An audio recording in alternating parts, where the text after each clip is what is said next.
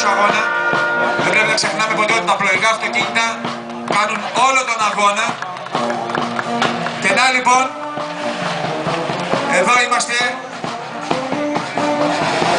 με έναν πολύ γνωστό Έλληνα οδηγό, τον Χρήστο Πλατή, ο οποίος ήταν ο 0.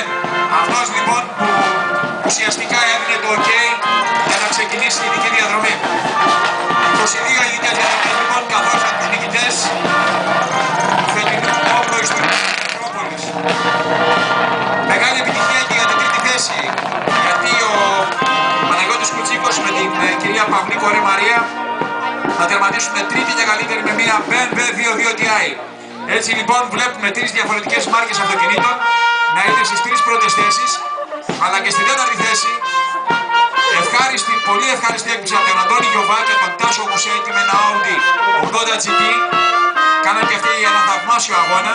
Στην πέμπτη θέση ο Χρήστος Οικονόμου με τον Αντώνη Γαριφαλή με ένα Ford Escort RS 2000 και η εξάδα κλείνει με την πρώτη ξένη συμμετοχή με τους Γκαρντερέ και Ζιραντέ με μια Porsche 911S. Αυτά λοιπόν προς το παρόν. Σε λίγο περιμένουμε όλοι να υποδεχτούμε το πρώτο αγωνιστικό αυτοκίνητο που θα ανέβει στη ράμπα του τερματισμού.